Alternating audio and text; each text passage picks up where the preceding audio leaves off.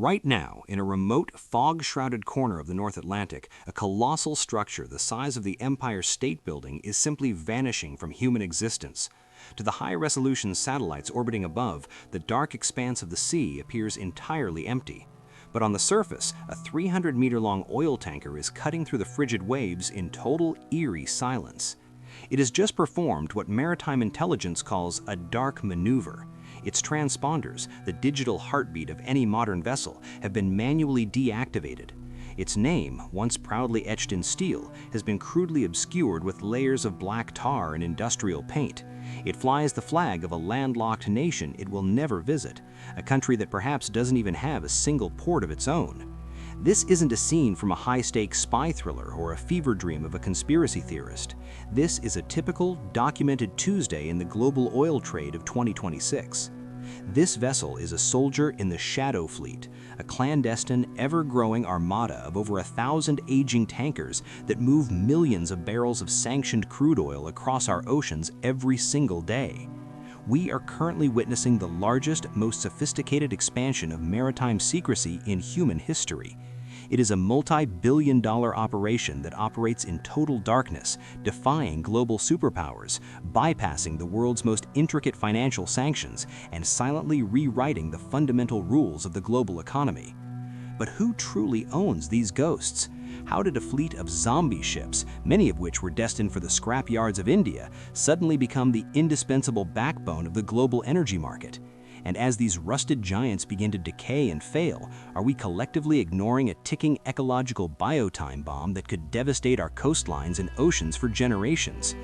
This is Hidden Works, and today we are peeling back the layers of the global shadow economy to reveal the ghost armada powering the world. To understand the profound scale of the Shadow Fleet's deception, we first need to understand the rigid framework of the clean maritime world. In the legitimate world of international trade, transparency is the currency. Every movement of a commercial vessel is recorded with surgical precision. Every ship is assigned an IMO number, a permanent 7-digit digital fingerprint that stays with the vessel from the moment its keel is laid in a shipyard to the moment it is broken apart for scrap. These ships are tracked 24/7 by the Automatic Identification System, or AIS, which broadcasts their precise GPS coordinates, speed, and intended destination to a global network of receivers. They are insured by multi-billion-dollar syndicates in London, New York, or Tokyo, and they're subjected to rigorous, unannounced safety inspections at every major port. The Shadow Fleet has not just found loopholes in this system, it has dismantled the system entirely. The process of ghosting a ship begins with a tactic known as flag hopping. Usually, a legitimate tanker is registered in a reputable maritime nation like Greece, Norway, or Singapore, but a shadow operator will suddenly, and often without warning, switch the ship's registration to a flag of convenience. We aren't just talking about Panama or Liberia anymore. The new frontier of the shadow world involves nations like Gabon, the Cook Islands, or even landlocked Eswatini. These registries often exist as a P.O. box in a distant capital, offering zero oversight, zero safety inspections, and near total anonymity for the beneficial owners. For a few $1,000s in administrative fees, a ship can change its national identity overnight, effectively slipping out of the jurisdiction of international law enforcement and into a legal gray zone where the rules of the sea no longer apply. But the real logistics of the shadow world happen far from any coastline, in the deep, unregulated waters of the open ocean. This is the dark STS, ship-to-ship transfers.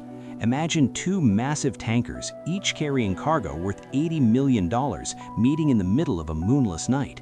They aren't in a port, they're drifting in the middle of the Atlantic or the Mediterranean, far from the prying eyes of port authorities or coast guards. They pull alongside each other, massive rubber fenders preventing their rusted hulls from colliding. They connect heavy-duty industrial hoses and begin pumping millions of gallons of oil from one vessel to the other. This process is incredibly dangerous, especially with aging equipment and no safety tugs nearby. But for the operators, the risk is worth the reward. The primary goal of the dark STS is oil washing. By mixing sanctioned crude oil from a forbidden source, such as Russia, Iran, or Venezuela, with a smaller amount of clean, non-sanctioned oil from a neutral, non-sanctioned source, the legal origin of the entire cargo becomes blurred.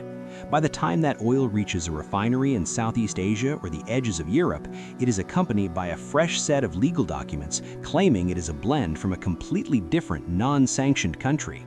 The digital trail is cold, the sanctions are effectively bypassed, and the profit margins are staggering, often double or triple what a legitimate carrier would earn. But even with dark transfers and fake flags, modern satellites can still see physical objects on the water. To counter the eyes in the sky, the Shadow Fleet has escalated its tactics into the realm of military-grade electronic warfare. This is known as AIS spoofing. In recent years, maritime analysts at firms like Lloyd's List and Windward began noticing a series of impossible anomalies. According to the global GPS tracking data, dozens of large tankers appeared to be docked peacefully at a specific port in the Middle East. Everything looked normal on the digital map, but when investigators cross-referenced this with high-resolution satellite imagery taken at the exact same time, that port was completely empty. So where were the ships? They were actually over 1,000 miles away, actively loading oil at a heavily sanctioned terminal. The vessels were using sophisticated spoofing hardware to broadcast fake GPS coordinates to the world. They created a digital twin of themselves that stayed in safe, clean waters, mimicking the movements of a law-abiding ship, while the physical vessel performed illegal maneuvers in forbidden zones. This isn't just a clever trick, it is a direct attack on the integrity of global maritime navigation. It creates ghost zones in the world's busiest shipping lanes where massive unlit tankers move with zero digital visibility. This significantly increases the risk of catastrophic mid-sea collisions with unsuspecting merchant vessels or fishing boats that have no way of knowing a 300,000-ton ghost is bearing down on them in the dark. In May of 2023, the Pablo, a 26-year-old Aframax tanker, was cruising off the coast of Malaysia. It was a textbook shadow vessel. It had changed its name and flag multiple times in the preceding months. It had no detectable insurance, and its ownership was buried under layers of shell companies in the Marshall Islands. Suddenly, a massive explosion ripped through the ship's deck, tearing the steel apart like paper. The blast was so powerful that it blew the ship's upper structure hundreds of feet into the air. Because the ship was part of the Shadow Fleet, there was no corporate headquarters to call. There was no insurance company to coordinate the rescue or the cleanup. The crew was left to fend for themselves, and the local authorities were left with a burning, rusted wreck and a potential environmental disaster. The Pablo is a grim preview of what's to come. There are hundreds of ships just like it, older, poorly maintained, and operating outside the reach of safety inspectors, navigating the world's most sensitive ecological zones every day. Who is actually financing this armada? You might imagine clandestine meetings in dark alleys, but the financial heart of the Shadow Fleet beats in the gleaming glass towers of Dubai, Hong Kong, and Panama. In a standard shipping cycle, when a tanker reaches 15 or 20 years of age, it is considered at the end of its safe operational life. The steel has been thinned by decades of saltwater corrosion, and the engines are inefficient. These ships are usually sold for scrap at yards in Along or Gadani. In a normal market, a 20-year-old VLC, a very large crude carrier, is maybe $15 million as recycled metal. But in the shadow market, the rules of depreciation have been inverted. Suddenly, mysterious buyers are appearing out of nowhere.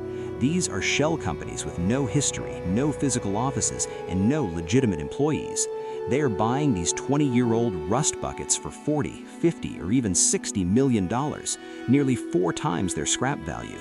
And they are paying the entire balance in cash. For a shadow operator, this inflated price is simply the cost of doing business. A single successful voyage from a sanctioned terminal to a willing buyer can generate a net profit of $20 to $40 million. If the ship completes just 2 or 3 trips before being seized or breaking down, it has paid for itself multiple times. By using these disposable shell companies, the true beneficial owners, often state-linked entities or billionaire middlemen, stay completely shielded from legal consequences. If a ship causes an oil spill or is detained by a navy, the shell company simply declares bankruptcy and disappears into the digital ether. No one is held accountable. No fines are paid. The system is designed from the ground up to be disposable. Chapter 7. You might wonder why the world's navies and regulators don't simply stop these ships. The answer is both simple and terrifying. The global energy market is addicted to the oil they carry. Despite the rhetoric of sanctions and maximum pressure, the reality is that the global energy market is incredibly fragile. If the 2 to 3 million barrels of oil carried by the shadow fleet were suddenly removed from the daily supply, the price of crude would skyrocket. Gas prices in Los Angeles, London, and Seoul would hit record highs, potentially triggering a global recession. The shadow fleet is the necessary evil that the world's superpowers choose to ignore to keep the lights on and the factories running. It is a parallel economy that exists because the official economy cannot function without it. But this blind eye comes at a staggering cost. The environmental risk is no longer a possibility, it is an inevitability. Standard tankers are covered by protection and indemnity clubs, massive insurance pools that can pay out billions of dollars for cleanup and compensation. Shadow tankers have no such coverage. They're often banned from the very ports that have the best emergency spill response equipment. We are essentially watching a high-speed chase involving rusted, uninsured, giant trucks on the world's busiest, most crowded highways. We are betting the future of our oceans on the hope that these 1,000-foot-long ghost ships don't have mechanical failure in the wrong place at the wrong time. The shadow fleet is no longer just a temporary loophole or a desperate measure for a few sanctioned nations. It has matured into a permanent parallel infrastructure. It has its own dedicated ports, its own secretive bankers, its own shadow insurance, and its own lawless rules of the sea. It is a stark, undeniable reminder that as long as there is a global demand for a commodity as vital as oil, the market will find a way to move it, no matter how many digital walls, naval blockades, or financial sanctions are erected. The hidden works of the global energy trade have created a world where billions of dollars move in total silence right under the noses of the world's most powerful intelligence agencies. We like to believe that in our modern age of AI, 24-hour satellite surveillance, and total digital connectivity, everything is being tracked. We like to believe the world is becoming more transparent, but the Ghost Armada proves the opposite, that if you have enough money, enough rust, and enough desperation, you can still make an entire maritime empire disappear in plain sight. The question is no longer whether the authorities will eventually catch up to the shadow fleet. The real question is, what will be left of our international laws, our maritime safety, and our oceans by the time they finally do? This has been Hidden Works. If you want to understand the invisible forces, the secret logistics, and the hidden systems that actually power our complex world, you are in the right place. We are only beginning to peel back the layers of the global machine. Subscribe to join us for our next investigation. We'll see you in the shadows.